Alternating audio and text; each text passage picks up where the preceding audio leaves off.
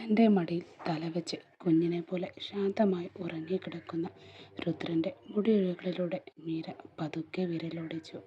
അവളുടെ സാരിത്തുമ്പിൽ നിന്നും വരുന്ന മുല്ലപ്പൂവിൻ്റെ മൃദുസുഗന്ധം ആഴത്തിൽ ശ്വസിച്ചുകൊണ്ടായിരുന്നു അവൻ നിദ്രയിൽ മുഴുകിയത് തന്നെ.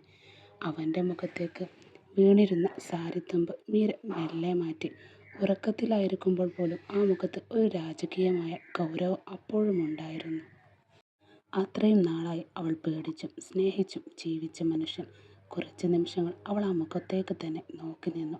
ആ നെറ്റിത്തടത്തിൽ അവൾ വിരലുകൾ കൊണ്ട് തലോടി. അറിയാതെ അവളുടെ ഹൃദയം ഉരുകിപ്പോയി. ആരും കാണാതെ ഒരു ചെറു ചുംബനം അവൾ അവൻ്റെ നെറ്റിയിൽ പതിപ്പിച്ചു. രുദ്രൻ്റെ പുരികക്കുടികളെ വിരലാൽ ഒതുക്കിക്കൊണ്ട് മീര ആ അതരങ്ങളിലേക്ക് നോക്കി നിന്നു.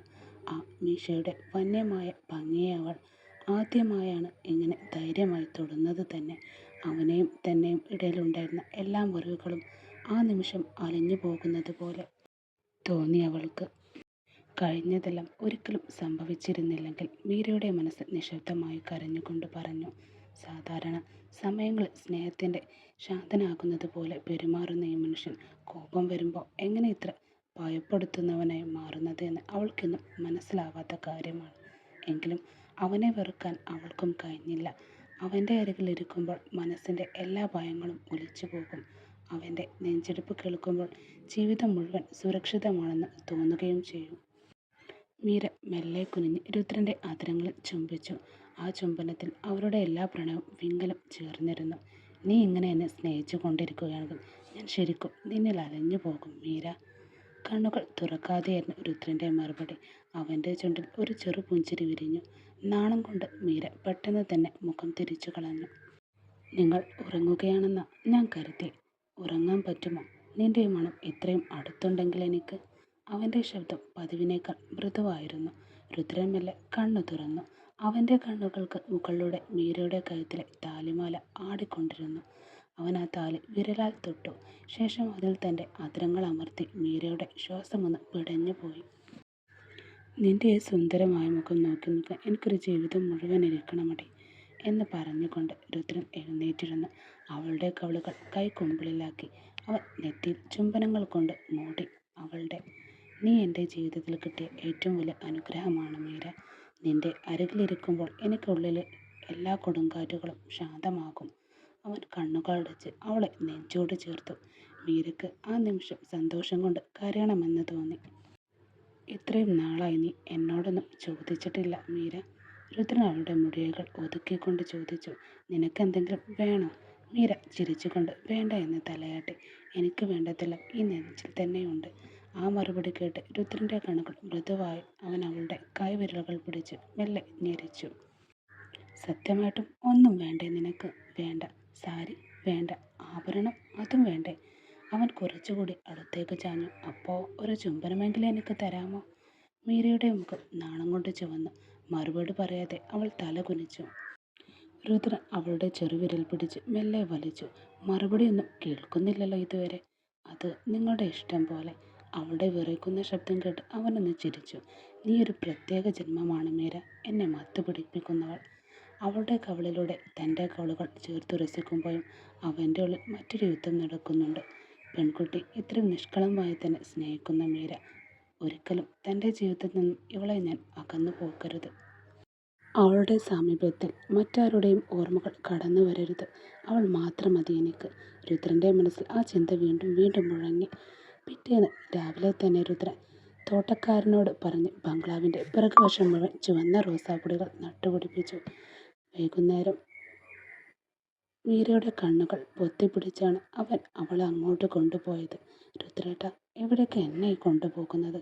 കണ്ണ് തുറക്കേണ്ട, അവൻ ചിരിച്ചുകൊണ്ട് അവളോടായി പറഞ്ഞു. ഒടുവിൽ കണ്ണിലെ കെട്ടയച്ചപ്പോൾ മീര വിസ്മയത്തോടെ നിശ്ചലമായി നിന്നു. മുന്നിൽ മുഴുവൻ ചുവന്ന റോസാപ്പൂക്കളുടെ ഒരു പൂന്തോട്ടം തന്നെ ഉണ്ടായിരുന്നു. കാറ്റിൽ അവയുടെ മണം നിറഞ്ഞു നിന്നു. വാവ്! അവൾ അറിയാതെ കൈകൾ കവിളിൽ വെച്ചു. എത്ര മനോഹരമാണിത്! നൂറുകണക്കിന് ചെടികൾ, ഓരോന്നിലും വിരിയാൻ കാത്തു നിൽക്കുന്ന ചുവന്ന മുട്ടുകളും. ഒരുപാട് പൂക്കൾ വിരിയും. ചേച്ചിക്ക് ഇതൊക്കെ കാണുമ്പോൾ തന്നെ വളരെ ഇഷ്ടമാകും. ആവേശത്തോടെ അവൾ അറിയാതെ പറഞ്ഞുപോയി. മീര മുന്നോട്ട് നടക്കാൻ ശ്രമിച്ചു. പക്ഷേ അടുത്ത നിമിഷം രുദ്രൻ അവളുടെ കയ്യിൽ കയറി പിടിച്ചു.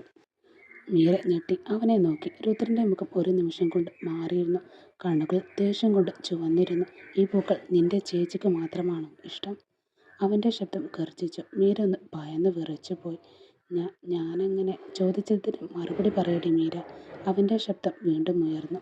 മീ അവൾ പേടിച്ച് തല കുനിച്ചു. രുദ്രൻ അവളുടെ താടിയിൽ ബലമായി പിടിച്ച് മുഖമുയർത്തി. നിനക്ക് റോസാപ്പൂക്കൾ ഇഷ്ടമല്ലേ? ആ ചോദ്യം കോപത്തേക്കാൾ വേദന നിറഞ്ഞതായിരുന്നു. ഇഷ്ടമാണ്. എന്നോട് കള്ളം പറയരുത് നീ. അവൻ്റെ കണ്ണുകൾ അവളുടെ ഉള്ളം വരെ കുത്തിക്കയറി. മീരയുടെ കണ്ണുകൾ നിറഞ്ഞൊഴുകി. റോസാപ്പൂക്കൾ എനിക്ക് അത്ര ഇഷ്ടമല്ല രുദ്രേട്ട. അവളൊടുവിൽ സത്യം തുറന്നു പറഞ്ഞു. അതിൻ്റെ മണം വന്നാൽ എനിക്ക് അലർജി പോലെ തോന്നും. രുദ്രൻ പെട്ടെന്ന് തന്നെ മിണ്ടാതെ നിന്നു. അവൻ്റെ കൈകൾ പിടിയഴിഞ്ഞു. പിന്നെ എന്തിനാ ഇത്രയും നാൾ ഇത് എന്നോട് നീ പറയാതിരുന്നേ? മീര പതുക്കെ കണ്ണീരിനടിയിലും ചിരിച്ചു. നിങ്ങൾ അത്രയ്ക്കും സ്നേഹത്തോടെ തന്നതല്ലേ. അത് എനിക്ക് ഇഷ്ടമല്ല എന്ന് ഞാൻ എങ്ങനെ പറയും? ആ മറുപടി കേട്ട നിമിഷം രുദ്രൻ്റെ ഉള്ളം വിങ്ങിപ്പോയി. തൻ്റെ കോപവും ഈഗോയും അവളുടെ നിഷ്കളങ്കതയും മുന്നിൽ തകർന്നെടുക്കുകയാണെന്ന് അവൻ അറിഞ്ഞു. അവൻ മീരയെ നെഞ്ചിലേക്ക് ശക്തമായി വലിച്ചടുപ്പിച്ചു. നീ എന്നോട് ക്ഷമിക്കടി. അവൻ്റെ ശബ്ദം തകർന്നിരുന്നു. നിന്റെ ചെറിയ ഇഷ്ടം പോലും തിരിച്ചറിയാൻ എനിക്ക് കഴിഞ്ഞില്ലല്ലോ. മീര അവൻ്റെ ഷർട്ടിൽ മുഖം പൂഴ്ത്തി പതുക്കെ പറഞ്ഞു. സാരമില്ല രുദ്രേട്ട. അവളുടെ നെറ്റിൽ അമർത്തി ചുംബിച്ചുകൊണ്ട് രുദ്രൻ ചോദിച്ചു.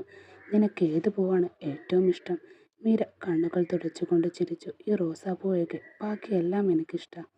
അടുത്ത ദിവസം പുലർച്ചെ മീര തോട്ടത്തിലേക്ക് ഇറങ്ങിയപ്പോൾ അവൾ വീണ്ടും അത്ഭുതപ്പെട്ടു. അവളുടെ കണ്ണുകളെ വിശ്വസിക്കാനും കഴിഞ്ഞില്ല. വെള്ളപ്പട്ടുടുത്തുപോലെ വിരിഞ്ഞു നിൽക്കുന്ന മുല്ലപ്പൂക്കൾ, മഞ്ഞയും ചുവപ്പും കലർന്ന ജമന്തികൾ, നിരനിരയായി നിൽക്കുന്ന കനകാംബരവും ഡിസംബർ പൂക്കളും, തോട്ടത്തിൽ അതിരിട്ടുകൊണ്ട് വിരിഞ്ഞ ടേരെ പൂക്കൾ. നിറങ്ങളാൽ നിറഞ്ഞൊരു പുതിയ ലോകം തന്നെ അവിടെ സൃഷ്ടിക്കപ്പെട്ടു. മീര കണ്ണുകളെയും പൂക്കളെയും തൊട്ട് തലോടി നടന്നു. ബംഗ്ലാവിൻ്റെ ജനൽപ്പടിയിൽ നിന്ന് രുദ്രൻ അതെല്ലാം നോക്കി നിൽക്കുന്നു. അവളുടെ മുഖത്ത് വിരിയുന്ന ആ സന്തോഷം കാണാൻ വേണ്ടി മാത്രമാണ് താൻ ജീവിക്കുന്നതെന്ന് വരെ ആ നിമിഷം അവന് തോന്നിപ്പോയി. പൂന്തോട്ടത്തിൻ്റെ ഭംഗി ആസ്വദിച്ച് നിന്ന മീര പെട്ടെന്ന് എന്തോ ശ്രദ്ധിച്ചു. ഒരു റോസാച്ചെടി പോലും അവിടെ ശേഷിച്ചിരുന്നില്ല. ഇന്നലെ വൈകുന്നേരം വരെ അവിടെ നിറഞ്ഞു നിന്ന ചുവന്ന പൂക്കൾ മുഴുവൻ അപ്രത്യക്ഷമായിരിക്കുന്നു. അവൾ ആശ്ചര്യത്തോടെയും ആശങ്കയോടെയും ചുറ്റും നോക്കി. ദൂരെയായി കരിയിലകൾ കൂട്ടിയിട്ട ഭാഗത്തേക്ക് വേരോടെ പിഴുതുമാറ്റിയ ഉണങ്ങിത്തുടങ്ങിയ റോസാച്ചെടികൾ അവൾ കണ്ടു. ഞെട്ടലോടെ അവൾ അങ്ങോട്ട് ഓടിച്ചെന്നു. തോട്ടക്കാരൻ ഭയത്തോടെ ഒന്ന് പതറി ചുറ്റും നോക്കിയിട്ട് പറഞ്ഞു. അത് സാറിൻ്റെ ഭാര്യയ്ക്ക് ഈ പൂക്കളുടെ മണം അലർജിയാണെന്ന് അറിഞ്ഞപ്പോൾ സാറിന് ഭ്രാന്ത് പിടിച്ചതുപോലെയായി. രാത്രി തന്നെ ആൾക്കാരെ വിളിച്ച് ഇതെല്ലാം വേരോടെ മാറ്റാൻ പറഞ്ഞു. ഭാര്യയ്ക്ക് ഇഷ്ടമില്ലാത്ത ഒരൊറ്റ റോസാപ്പൂവും ഈ മണ്ണിൽ ഉണ്ടാകരുതെന്നാണ് സാറിൻ്റെ നിർബന്ധം. മീരയുടെ കണ്ണുകൾ വീണ്ടും നിറഞ്ഞു. പക്ഷെ ഇത്തവണ അത് സങ്കടം കൊണ്ടായിരുന്നില്ല. അവൾ പതുക്കെ തിരിഞ്ഞു നോക്കി. അകലെ ജനൽക്കൽ കൈകൾ കെട്ടി തളരാതെ പ്രണയത്തോടെ രുദ്രൻ അവളെ തന്നെയായിരുന്നു നോക്കിക്കൊണ്ടിരുന്നത്. കാറ്റിൽ അവൻ്റെ മുടികൾ പാറിപ്പറന്നു. ആ നിമിഷം മീരയ്ക്കൊരു കാര്യം പൂർണ്ണമായി മനസ്സിലായി. പ്രണയം എന്നത് ഒരാൾക്ക് തനിക്കിഷ്ടമുള്ളത് വാരിക്കോരി കൊടുക്കാനുള്ളതല്ല. മറിച്ച് തനിക്ക് എത്ര പ്രിയപ്പെട്ടതാണെങ്കിലും അത് പങ്കാളിക്ക് ഇഷ്ടമില്ലാത്തതാണെങ്കിലും അതിനെ സ്വന്തം ഹൃദയത്തോടെ ദൂരേക്ക് മാറ്റി നിർത്തുമ്പോഴാണ് ആ തിരിച്ചറിവ്. അവൾ രുദ്രൻ നേരെ ഒന്ന് നോക്കി മനോഹരമായി പുഞ്ചിരിച്ചു. അവളുടെ പുഞ്ചിരി അവരുടെ പുതിയ വസന്തം വിരിഞ്ഞു കഴിഞ്ഞിരുന്നു. പെട്ടെന്നാണ് മീരയുടെ അരക്കെട്ടിലൂടെ ശക്തമായൊരു കൈ വലം വെച്ചത്.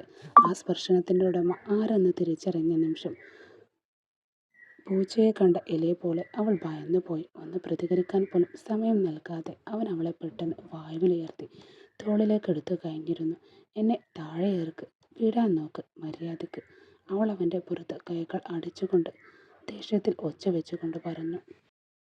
പക്ഷെ അവൻ അത് കേട്ട് മട്ടുപോലും കാണിച്ചില്ല. അവളുടെ എതിർപ്പുകൾ അവനിൽ യാതൊരു ചലനവും ഉണ്ടാക്കിയില്ല. അവൾ വീണ്ടും വീണ്ടും പിടിവെടുക്കാൻ പരമാവധി ശ്രമിച്ചുകൊണ്ടിരുന്നു. ശരീരം വെട്ടിച്ച് അവൻ്റെ പിടിയിൽ നിന്ന് മാറാൻ നോക്കിയെങ്കിലും അവൻ്റെ ഇരുമ്പു മുഷ്ടി കൂടുതൽ മുറുകുകയുള്ളൂ എന്നവൾക്ക് മനസ്സിലായി. അവൻ അവളെ വിട്ടുകൊടുക്കാൻ ഒട്ടും തയ്യാറായിരുന്നില്ല. അവസാനം അവളുടെ സകല പ്രതീക്ഷിതങ്ങളെയും നിഷ്പ്രഭമാക്കിക്കൊണ്ട് അവൻ അവളെ തന്നോട് ചേർത്ത് നിർത്തി.